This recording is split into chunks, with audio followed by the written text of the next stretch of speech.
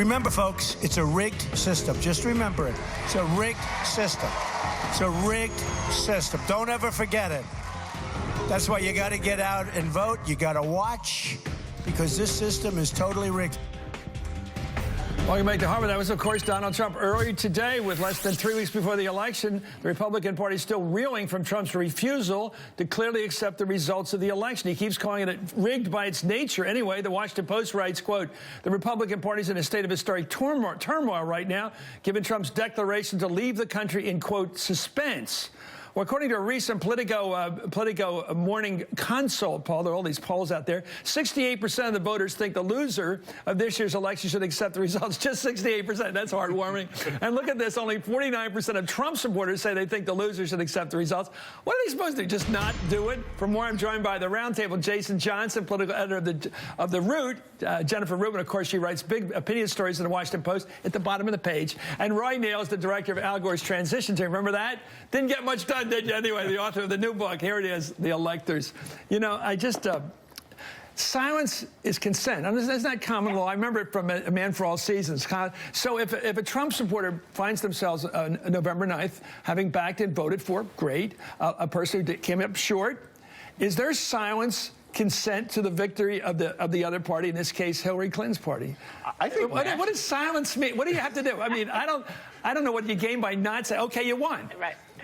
I think nationally, yeah. I think nationally you're going to hear quiet, but I think locally it could be a problem. I think in those small central counties in Ohio, I think there's going to be certain places in Georgia. I think there may be people who go marching to the local election board and say, I want to see the numbers myself, because I think Trump has fostered that kind of cynicism at the local level. Will this be worse than it was, Jennifer? We've been through all these things about different counts. If Al Gore had asked for the full recount in Florida, who knows what the number would. If they'd continue with the count, what would have happened? The Florida Supreme Court was a little bit Democratic, wouldn't you say? And the U.S. Supreme Court was clearly Republican. Right. And so, yeah, or the Ohio, remember Diebold and the counting machines out there, the election machines, there's a movie made about that. Yes. So will it be worse than that?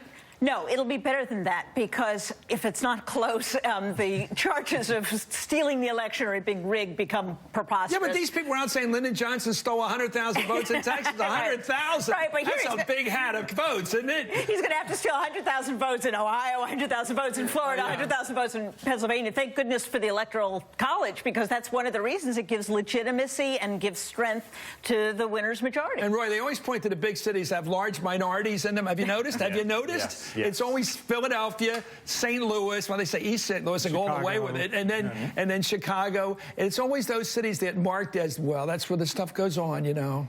Well, this is an incredible campaign. The Republicans are going to pay a big price for this.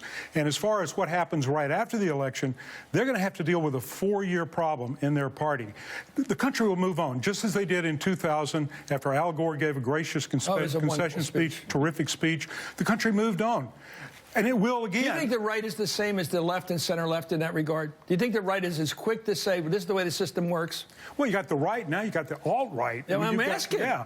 No. I think the Democrats, except for people, there's a lot of Black Caucus people who are very upset at Al Gore accepting that. I remember the whole thing about the vote in the Electoral College came up, right? Yeah, and I remember Stephanie Tubbs Jones being mad in 2004 and telling John Kerry that he needed to fight for more of the absentee ballots in 2004. So the left will be angry, but I don't think you're going to have the level of anger that we might see from some of these Trump supporters. Roundtable sticking with us. Up next, they're going to tell me what I don't know. Be right back.